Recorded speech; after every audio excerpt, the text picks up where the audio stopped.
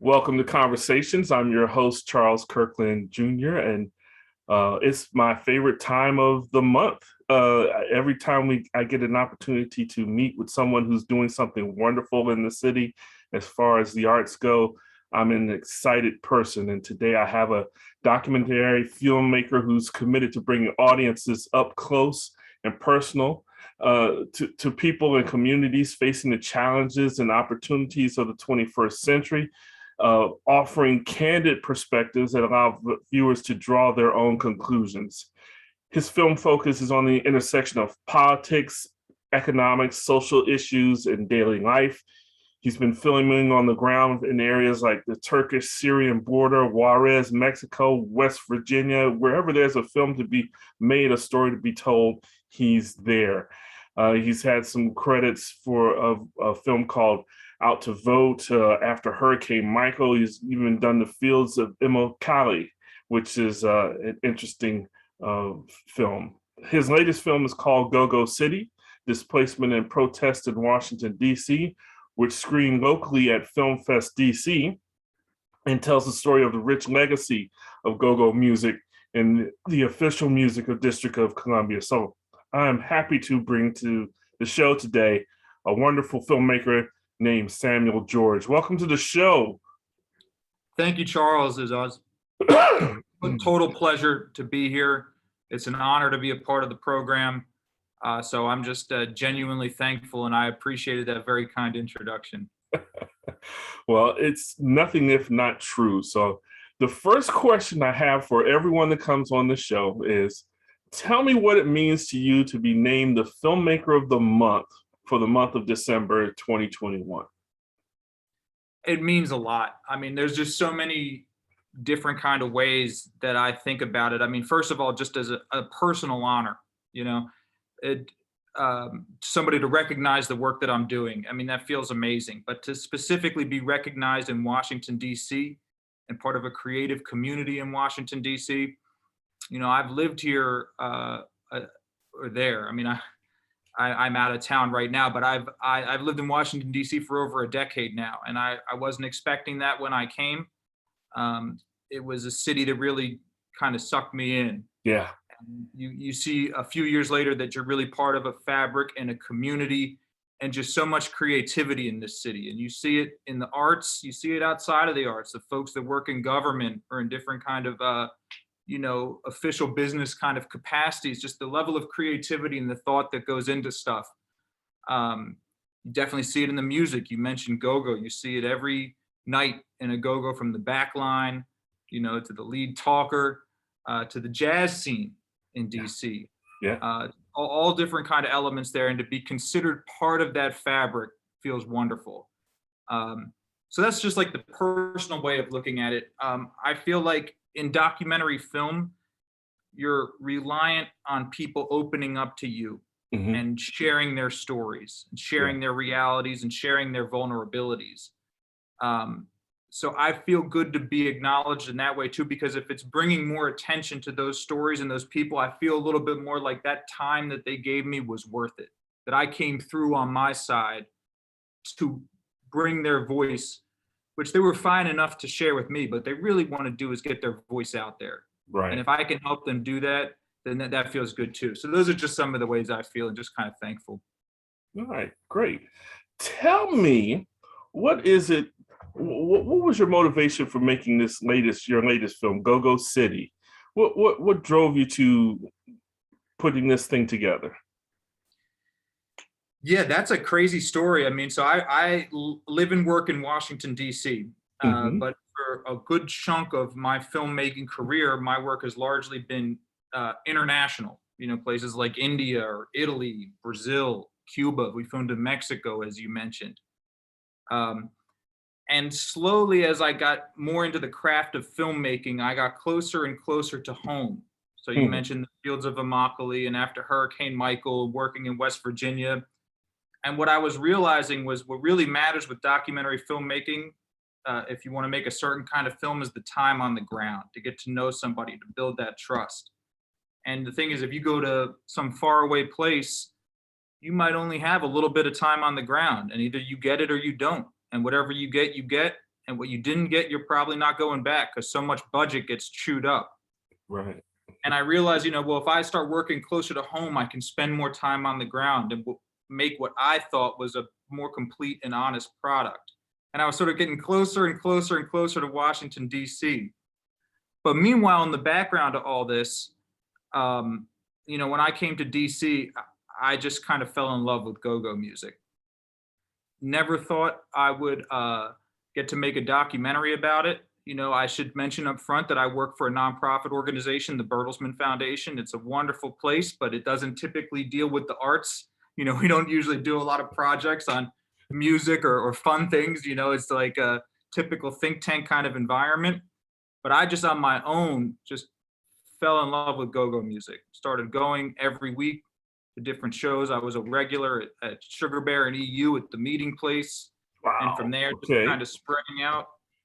And it got to meet people to the point where Sugar Bear would call me up on stage and I would play guitar with it. It was amazing to have, my first go-go music experience with some of the greatest of all time playing next to me. It was incredible. Wow. But, what that did for me is it gave me this window into this real DC that I hadn't seen otherwise. The people that grew up here Mm-hmm. and the music that they grew up around and the places that they grew up going for food or the neighborhoods that they lived in. And I realized that not only did this exist, but it was being pushed out in this kind of really violent kind of gentrification that was occurring. So, the way I talk about this film, I say it came from a place of love and a place of anger. It came from a place of love in terms of really enjoying the depth of culture, which is just incredibly unique. I mean, what Washington, D.C. has in terms of go-go music and beyond, you just don't find that in other places. And the anger of having it being pushed off the map. Yeah. And I thought there was a chance that I could, because I wasn't going to make a history of go-go music. I wasn't the right person for that. I mean, I love the music, but I'm not a go-go expert. I wouldn't be the right person to make that film. But gentrification, that's an economic issue that's Mm-hmm. hitting all over the country and all over the world. That's the kind of things we do at Bertelsmann Foundation. And I thought that maybe there was a way I could use the music to talk about this issue of gentrification. Yeah. And that's what we did. And I think, And then, sorry. no, go ahead. No, I was just going to say, and that got me to the point where I was working at home. So I didn't have to use limited budget for a hotel or, a flight. I could work as much as I wanted. And that's really all I want to do is work on documentary films. So I really got to put in the work over the months. And, like I say, when you're somewhere else, you kind of either get lucky or you don't. Right. But in Washington, if you're ready, if you're working where you live, you just have to wait for the moment to come and you're there. Nice. I was going to say, I really appreciate, we had a lot of stories about gentrification, movies about gentrification, and we've had movies about go-go, but I don't think we've ever had the parallel of the two together. And I think you do it in a very seamless and honest way that makes us look at it in a different way that we haven't seen before. So I really appreciate that about this film. Well, thank you. I mean, I appreciate that. That's what I tried to do. And I think that I realized how important this culture is to the people who lived here. And that I always feel wherever I'm working, a pressure to get it right. But I felt that very strongly here, that this was really people's heritage. Right. And it needed to be dealt with the utmost respect and accuracy. And, it was tough because you're right. It's an ambitious goal, to talk about go-go and then to talk about the gentrification. And then we had the protests for racial justice. Right. It was never meant to be part of the documentary because we had no idea that COVID was going to happen. And we had no idea the murder of George Floyd was going to occur. Yeah. To be able to pivot and include that as well. So it's kind of a three-dimensional thing. And, there's sacrifices there, because you don't get to go into the full depth on any of those topics that you might like to do. Right. But by weaving it together, I do think it adds a depth of story that we hope to hit with it. Yes, indeed. How has, I mean, you mentioned COVID. How has COVID affected you in your production schedule of this movie, and then maybe whatever else you're having to do that you're doing right now? Yeah, I mean, I have to tell you, it was such luck that I started in January, February 2020 on this piece about Washington, D.C. And then COVID hits and we all get shut down. I Mm, know for us at Bertelsmann Foundation, we weren't going to the office just like nobody else was going to the office, but also there was no travel being permitted. If I had been doing my documentary in Florida, forget about it. I wouldn't right. have been able to continue to work. But because I was working in Washington, there was always that window that if I could get going again, I could get going pretty quickly. The startup could be pretty quick. And when the protest movement began, I think that the initial impetus for it was clearly this racial disparity in policing, right, in Hmm. criminal justice. That's why that was what set it off. But then very quickly it became a conversation about broader systemic racism in employment, in education, in healthcare. All these conversations came to the fore. And from my perspective, one of the ways that systemic racism manifests itself in Washington, D.C. is gentrification. Yeah. So I thought that these protests actually fit into this kind of story. Hmm. So I just began filming. Yeah. So that's how I broke the COVID, my personal filming lockdown was with those protests. And then one of the most poetic things I've ever filmed in my life occurred, and that was the go-go music becoming the root, like driving force of these protests. And Right. there you have a situation where you have people using their culture and their history and their music to come back and make their presence felt in the very streets that over the last couple of decades people have been getting pushed off of. Right. And I, because I had just been there from day one filming it, I was there as that turn occurred. Um, and then we've just kept going, try to follow protocols and this and that. But um, I hate to say it, but I just have this driving force to do this, and I've probably done dumb things. I'm in Serbia right now, Wow. which is a hot spot, and I can't say that people here are really respecting the masks and mandates. But I have my shots and I'm doing the best I can, and it's just like this insatiable feeling of wanting to do it. So I don't know if that sounds wrong, but we've been doing it. Sounds passionate to me. I think it's all right. I think it's all right. So, tell us. Well, I mean, I'm going to ask you, where can, if someone wanted to see your film now, Go Go City, how could they get to see it? But that's a great question. So again, I want to say that I do my work for the Bertelsmann Foundation. We're a nonprofit organization. I hope I've spelt it right down here. It appears I I have. think you did. I think. All our work is always free to the public. So that's one important thing to know. And I think that's important to know also when we talk about dealing with other people's cultures and stories, that we're not in here trying to turn a revenue off it. There's none of that going on. We do nonprofit films that are freely available to the public. So all our previous documentaries are available online at bfnadocs.org. With Go Go City, we're still doing screenings of it. We spent the last year doing online screenings, and film festival stuff. A lot of that was online, and it's just getting back into theater. So I actually was accepted to the Fort Lauderdale International Film Festival, and it was the first time I've ever seen it on a big screen. Was in Florida, and it Nice. was really cool to see it on a big screen like that.